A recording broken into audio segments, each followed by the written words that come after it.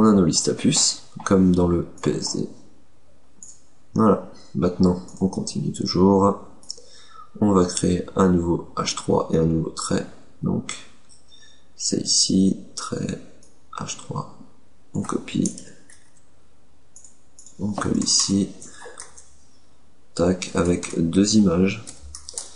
IMG. Donc tac.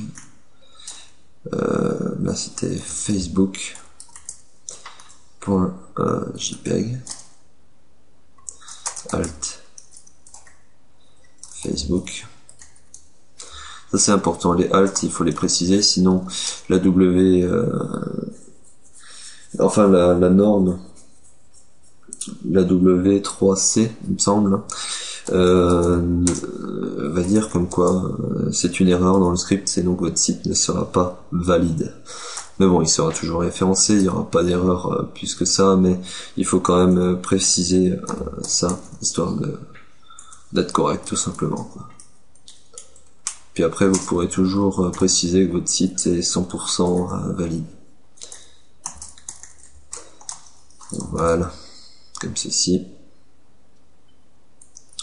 Voyons voir ce que ça donne déjà. Voilà.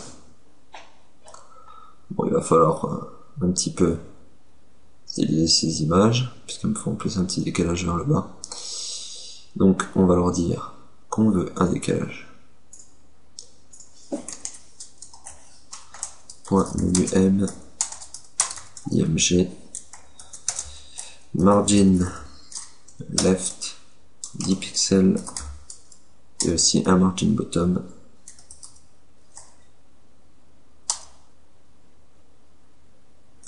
Oh, attendez, je réfléchis. Hop là. Ouais, plutôt un margin top, c'est mieux. Ah bah. Ouais. Je l'avais déjà écrit, bon, très bien. De 10 pixels également.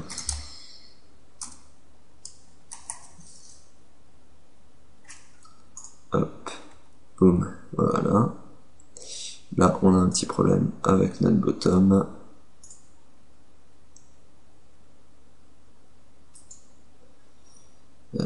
Donc le menu M.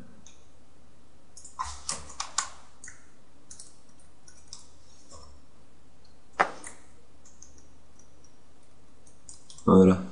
Donc en fin de compte, on peut enlever le margin bottom qui se trouve ici. Voilà. On approche de la fin. Voilà. On n'a plus que le footer à mettre, donc ça c'est très rapide. Il n'y a pas de souci plus que ça. Donc là, on est bientôt à la fin. Tutoriel quand même relativement long. Donc on va continuer.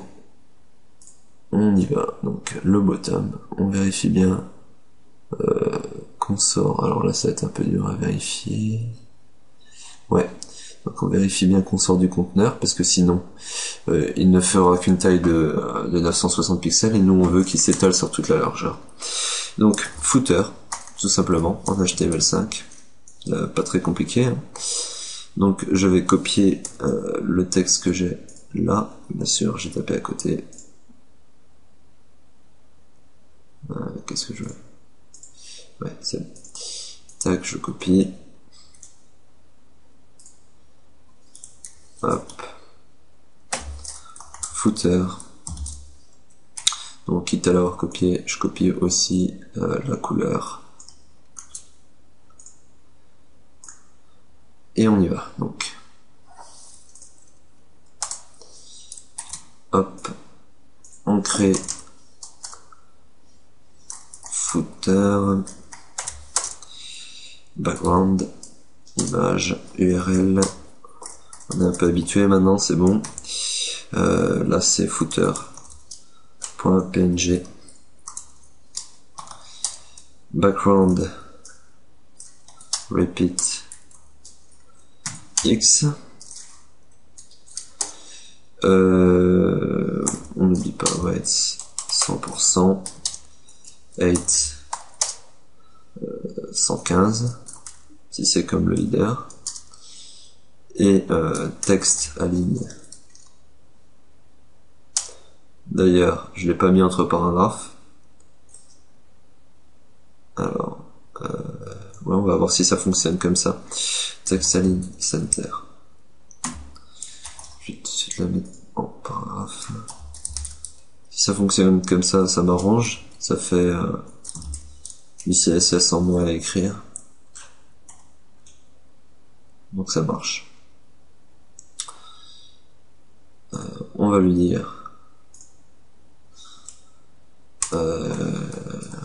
un petit peu plus haut, margin top 40 pixels,